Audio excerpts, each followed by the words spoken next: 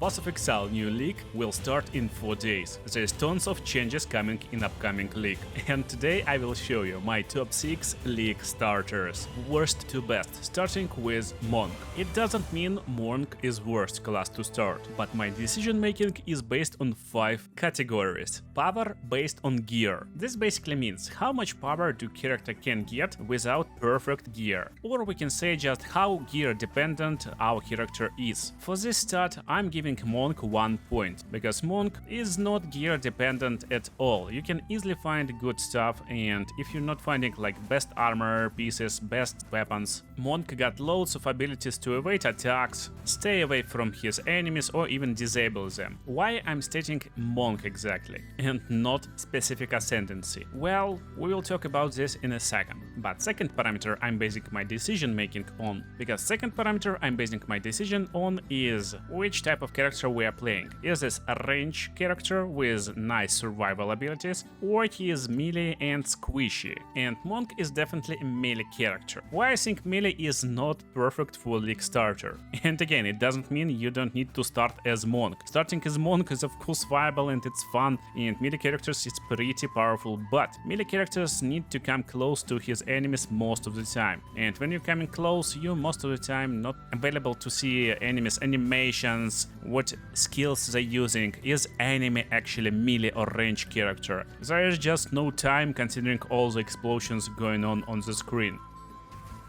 And that's exactly the reason for it, because being a range character you can just learn new bosses animations, new bosses abilities and what's going on, and just stay safer overall. And staying safer of course is better when you get some nice defensive abilities. This again determined by is character squishy or he is like pretty good. So for Monk he is pretty good in the next patch. There's again like 2 reasons. First of all, there will be new defensive layer. Right now we got armor, evasion and block, but there will be also deflect, which will be based around accuracy as far as I can understand. So while playing as Monk you can have pretty nice and high evasion, you can have a really good extra energy shield, so that's nice layer that's easy to build on top of your health. At the same time there's a bunch of different quarterstaffs, and I would say in the new patch barrier quarterstaff is great for defenses because it will provide you with up to 15% block chance, and on top of that you may have deflect chance that will lower all incoming damage by 40%,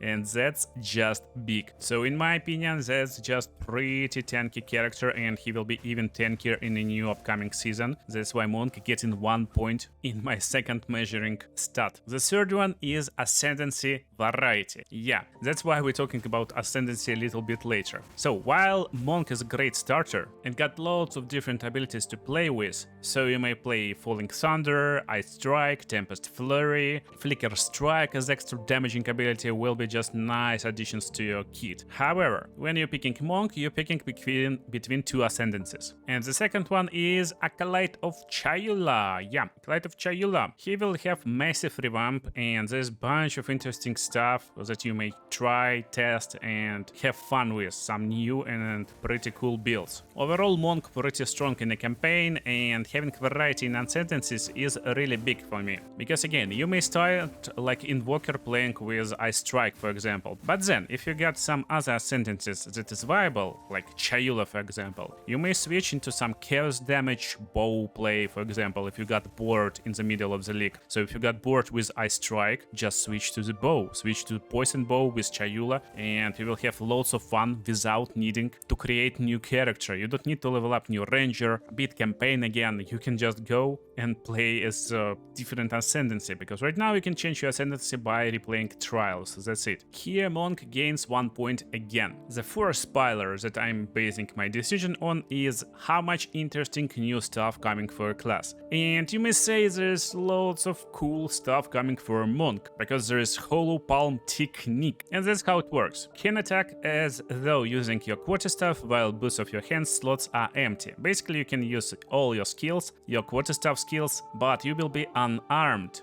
As you can see, I already brought calculator over here. my mental calculator, because physical damage will be based on your skill level. You will get more attack speed per 25 of your evasion rating on your armor items, and you will gain plus 0.1% your critical chance per 10 points of energy shield. Now, I saw some players already made calculations and they kinda like okay with it, since you get an even more critical strike, even crazier attack speed, and the biggest one, of course, you don't need your weapon. Yeah, so you technically don't need good weapon to start your league, and that's maybe big, but that's big only if you got really good items. So if you're playing actively, you may find really nice and powerful armors, then your numbers will be okay. But for me, I found this stick early in the league, and it's just T3, T2 modifiers, so it's not like a big deal. There's no critical strike, there's no like attack speed and stuff. Still, my critical hit chance without any extra like buffs and stuff is 11.5% right now on this stick. But here's the big deal. I also got elemental damage with attacks. I could roll life leech, mana leech that can be converted into energy shield leech, so I will be able, for example, to leech my mana, it will be converted to energy shield, and therefore I will be sustaining more damage, and all of that thanks to my quarter stuff. And that's exactly the things you can't roll when you are unarmed, so you're losing like loads of stuff. Even right now we don't know exact damage which will be based on our skills, so we don't know what damage we will get on unarmed skills, and that's a big one. If this damage is broken, yeah, maybe it will be super powerful, but in my opinion it's not, because if we take a look at my gear, for example this body armor, we got 580 evasion, we got 240 energy shield, 320 energy shield on my helmet, 120 on boots, 30 on gloves, and 80 on gloves of evasion rating. Will amulet and ring be considered? We don't know, since armor is probably helmet, body, gloves and boots in my opinion, but I would get 660 evasion total and 710 energy shield, which will give me 7% critical strike and 24% attack speed. So is it a big deal? Actually not. For one simple reason. When you're equipping your quarter staff, it's already got some like attack speed. So attack time with quarter staff is 0.47 seconds and 0.53 seconds with my punch. So it's worse. And in the end, these numbers will be more or less comparable to quarter staff style. So it's not a game changer, at least in my opinion. And considering this, there is not a lot of cool new stuff for Monk to play with. It's old build. And last part of my ranking is trade competition. Trade competition is really important because you probably will be playing trade league, and in trade league you're basically trading from time to time at least. This means if you're trying to build your character and everyone playing the same character, you either will have no items at all, or all items that is on the market will be insanely high priced. As example, in the first league I played Fire Mage. To increase power of elemental attacks, all we need is skill level, and everyone was playing Spark Mage at that time, and any wand that got +5 level to lightning skills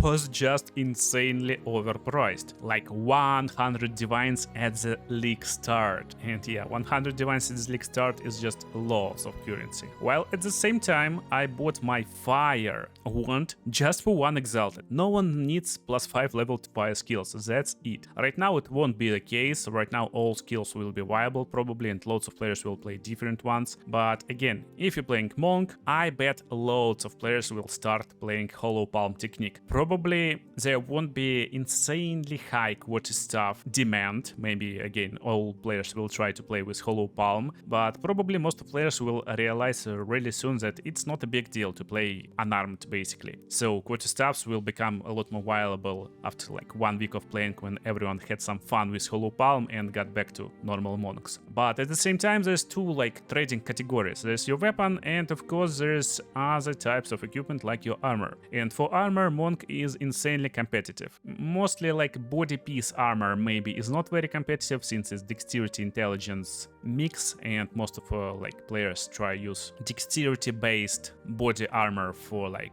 rangers, while intelligence based for mages, but other pieces most likely will stay the same. Basically it will be energy shield boots, energy shield helmet, and they are insanely competitive items because all classes who start on the top and to the right side of the passive tree, basically monks, rangers, huntresses, will probably like some energy shield, helmet and boots. Therefore, monk starter will get 3 points from me. 1 point for power, 1 point for being melee, 1 point for Chayula Ascendancy finally viable. I don't think new stuff is super great and trade competition is really high. Same goes for Sorcerer. Sorcerer is pretty nice starting class, but if we talk about power and gear dependency, I would say she never will get a point from me, because most of the power for our sorcerers, defensive and offensive wise, is based on our weapons. And if you're unlucky, if you're not getting any good drops of nice sticks that give you nice power, you probably will be like in a big problems and you won't do nearly as much damage as you can do with nice gear. Now, character type. We're playing as a range character, so she definitely gets 1 point from me instantly, because being range, again, as I told you, you can basically see what enemies doing, see their abilities, learn what they're doing in the game, learn the game better, and basically just have fun. But at the same time, Sorcerer is just insanely squishy. Our only defensive layer is our energy shield. More or less our mana, because there's some passive skill tree nodes that gives you ability to convert your mana to your health, but again it's just a band-aid. And even against basic monsters, as you can see, we have no protection, because we don't have any nice passive block, we don't have any evasion and stuff. While mages can become really tanky and insanely overpowered later on with a good gear, I'm talking about League Starter. So for League Starter, definitely she's not getting points for me, because she is just squishy. You can pop it, squish it and do whatever you want and she will be down instantly.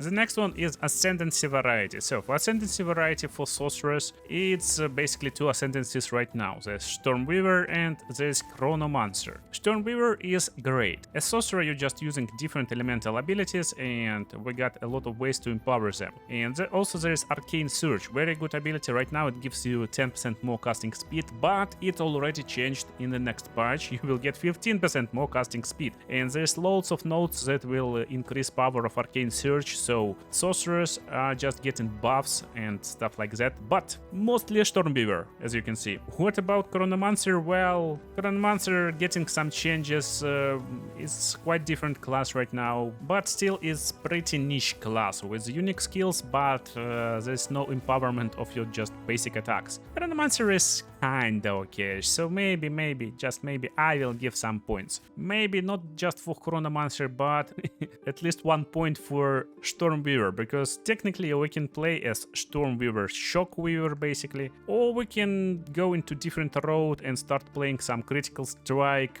Chill Magnitude Weaver. There's at least like a little bit of variety.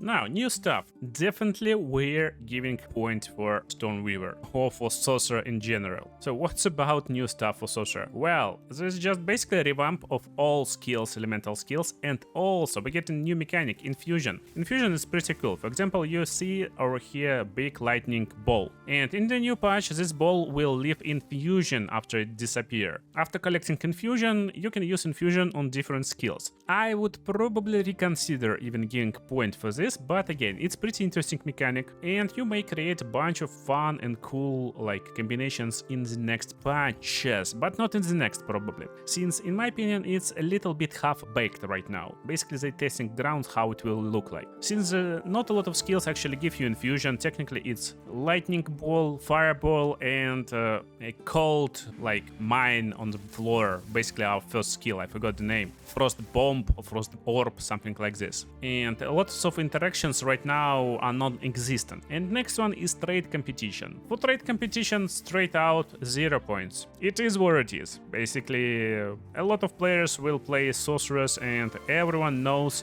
what is valuable for sorcerers. Again, it's not always like how hard it is to get item, but how majority of players understand which item is viable. I got nice and pretty fun example. Look at the stuff over here. Yeah, rolls are not perfect, it's not T1 everywhere, but but increased attack speed, critical damage bonus, and critical chance in suffixes, with increased elemental damage with attacks, increased physical damage, and lightning damage is pretty good stuff, especially for early in the league. Yeah, I'm talking about early game because I got this stuff like very early in the game. As well as another one, let me see. Oh, I already sold it to one of my subscribers, basically. So another stuff was pretty much like the same, with critical damage bonus and attack speed and +7 to level of all melee skills, +7. On top there was elemental damage, physical damage, and plus physical damage. And here's the fun part. I got both of these stuffs basically for like 10 exiles, 20 exiles at the start of the league. They was basically just almost super good best in slot weapons, and this stuffs was enough to one-shot pinnacle bosses with a nice build. I'm talking about 0.1. In 0.2 I played mercenary. So why does it works like this? Basically, a lot of players don't know that, or didn't knew back then, that elemental damage with attacks is not calculated in your total DPS on trading websites, and by sorting quarter stuffs based on DPS, they just underestimate this stat. So they see, oh, my DPS is around like 400, therefore I will list it for like 10 exiles like all other 400 stuffs. And it was insanely easy to get stuffs like this. Same goes for level of melee skills. And it looks like this stuff was realized only later in like 0.2, I don't know, but everyone who's watching my content already knew it. So it was pretty weird for me that lots of players not like understand this stuff. Anyway, Sosha is a great starter, but only 3 points from me. But you know who will get more points? A Ranger. Ranger will get 4 points. Well, you think I'm crazy probably, because if you at least checked any information, you know that Ranger is one of the best classes in upcoming patch. And yes, if you want to play one of the best classes in upcoming patch, Ranger is the best pick. I think exactly the same. Ranger is just overtuned, and today, exactly today when you're watching this video, like check when it was released, basically on Monday, we got silent buffs and Ranger got buffed even more, especially Deadeye. So Deadeye got insane amount of extra buffs, extra like powerful nodes, and bunch of nodes which was underused got changes, and Deadeye will be just insanely OP. So why Deadeye is not on top of my list and only top 4? Well, let's do it quickly. Power and gear, pretty okay, 1 point. You don't need insanely overpowered weapons to clear content most of the time. But next one, he has a range and he got enough survival, as I told you, pretty nice and very high evasion with added extra layer of deflection in upcoming patch. We got high movement speed, so 2 points, range and survival, very good. Then ascendancies. How viable is different ascendancy? Well, Pathfinder in upcoming patch got bunch of changes. Honestly, they're just controversial, and while there definitely will be bunch of cool and interesting Pathfinders, I would say,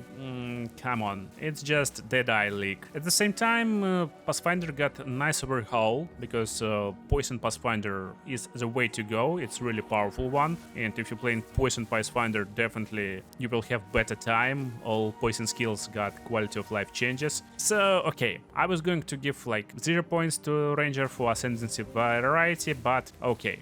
Pathfinder is pretty cool, so we will get 1 more point. Then, new stuff. Well, there's technically not a lot of new stuff that you may be excited in, and by this I mean stuff that will change how you play. You still will go around and just shoot your bows. That's how you play Ranger. Basically, you spam one button most of the time and that's it. But there's a bunch of new skills and new mechanics, and basically overhauled ice mechanic. So right now you don't forced into playing only Lightning Ranger. You can actually start playing Ice Ranger. It's hard to tell how powerful he will be, how viable and how fun compared to Lightning one. But overall, I would say pretty fun, and you may just use your freezing salvo to cover wall screen with ice and destroy everyone. So 1 point for extra new stuff. For trade competition, oh, you know the answer. It will be just insanely competitive. Everyone and their grandmas will play Deadeye. Everyone will compete for the same protective gear, and definitely everyone will compete for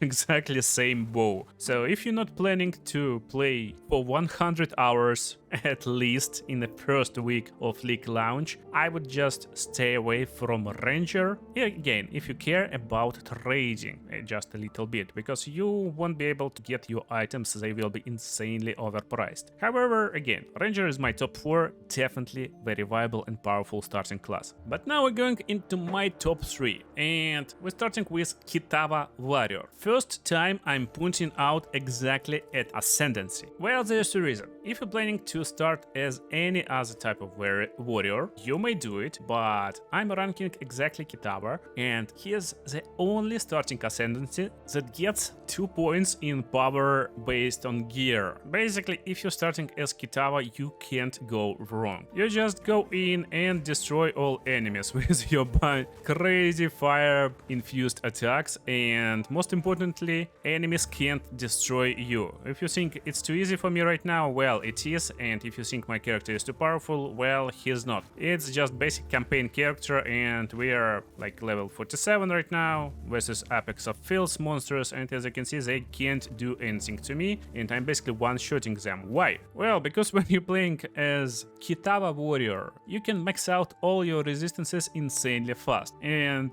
that's the reason why Kitava Warrior got bunch of nerfs. For example, there will be no more +5 to maximum fire resistance node over here, it got changed, and no, not to +35, it got changed again today to +50%. Armor will affect your elemental resistance, which is also okay. A lot of people don't think this, but I think it's fine. Also, this node's got some changes, it's not +15 right now, but +8 or +7, and honestly, it doesn't matter. Most importantly, we got this. Modifiers to fire resistance also grant cold and lightning resistance at 50% of their value. This means you basically stack only fire resistance on all types of your gear. You no longer need cold resistance on your gloves, you no longer need any other type of resistance. You just go and spam fire resistance. You go with ruby rings, with extra fire resistance on top, and you try to like have uncapped fire resistance at around like 250%. This will give you capped fire resistance on all your other cold and lightning skills, and you will resistances, I mean. And you will have just insane resistance straight from the get-go in the campaign. It also transfers pretty easily into the maps, and when you start in mapping, the most important thing for any melee class is resistance, of course. Actually for any class, but for melee especially. And that's what the problem, for example, for monks. He is melee class, but without nice gear, you will have bunch of problems when you start mapping. For warrior, it's not the case, he is just awesome. At the same time, when you upgrade yourself a little bit later, you may get this Forged in Flame, and modifiers to maximum fire resistance also grant maximum cold and lightning resist, which is also great. And overall, Kitava Warrior is great starter, especially considering power you get from your equipment. And you don't need insanely OP weapons also, you will still deal loads of extra damage. So 2 points in this category. The next one, we of course melee character, but we are pretty tanky. This means we got only 1 point in this category. And the next category is our Ascendancies, which will give us 1 point. Warrior is one of the classes who got 3 Ascendancies already, and we got Kitava Warrior, we got Warbringer, and we got Titan. So Kitava is just great League starter, but if you want to deal more damage, you definitely want to switch to Titan later on. And Titan is just insane, especially considering new unique items. Titan don't have any changes directed exactly to his Ascendancy, so he is just still powerful and really good choice. And for defensive Ascendancies, for Warcry style, for maybe Totem style, you want to focus on Warbringer. Again, all 3 Ascendancies will give you different playstyles right now, therefore 1 point for this category for our Kitava Warrior, and 1 point for trading.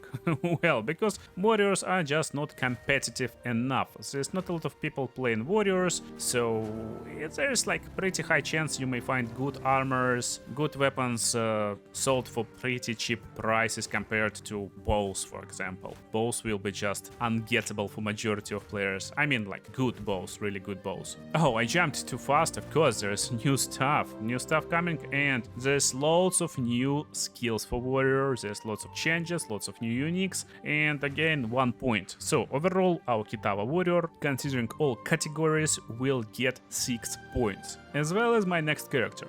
And it's none other than Witch. Yeah, which is just amazing league starter. Power based on gear. I give Witch 1 point. Basically, there is not a lot of dependencies on power versus gear, but as you can see right now, we get a campaign character, and in my opinion, enemies dying a little bit too slow. Well, that's because I don't have insanely good wand in my hand. I got a wand from early levels, but it's legendary, it's okay. Again, power, like, it's not super OP for us, especially considering our damage, but Essence Drain and Contagion playstyle is just too good. You just bump a bunch of debuffs, dots on your enemies, and they will start to die all over the place. There's a bunch of ways how you can improve your damage with Firewall, for example. I would still use Frost Bomb, and Frost Bomb again will give you Ice Infusion. I don't know, will it infuse our Essence Drain? Maybe it will infuse our Firewall later on with patches, but it will be fun. Also, this bomb is just nice skill. But we definitely see that we are gear dependent. It's nice league starter, but it's really like gear dependent. Why do I give it 1 point? Well, because in reality you're not too gear dependent. There's a skill called Skeletal Storm Mage, and just by using this at the end of Act 3 and dropping bunch of support gems on top, you can easily get loads of spirit on this character with just keeping your scepter that will give you at least 100 extra spirit, and then you just summon as much Skeletal Storm Mages as possible. So they will be summoned, and look what this bad guy is doing. They basically melting everything, and they melting everything based on gem level. This means you're not dependent on gear at all. You're basically running around, you don't need even to interact with your enemies. Skeletal Storm Mages will do everything. Look, they fighting versus this Exile right now, and I'm just staying away, and I don't know how good this fight will go, but technically my skeletons are immortal. If Exile will defeat my skeletons, they will resurrect themselves, and they basically will finish our enemy pretty easily. Therefore, we got completely no dependence on our gear, and we can just have fun, and that's it. So for leveling purposes, for just campaign run, for starting your mapping, you only dependent on your level and your skill gem level if you're using this build. That's why, in my opinion, this character completely gear independent, and later on you can scale the skeletons even higher, and they will deal a lot more damage and be just a lot more deadly. And at the same time, I'm analyzing exactly this, like how powerful this character in terms of range and survival. We are range character, and we are pretty survival, since again we don't even need to interact with enemies. It will take you some time maybe, but if you just stay like away from enemies, your skeletons can just clear everything, and you will never interact with them. Therefore, even if you're wearing no armor at all and you have bad gear, you can survive everything and you can clear everything. 2 points. For ascendancies, oh my goodness, Witch is again another class with 3 ascendancies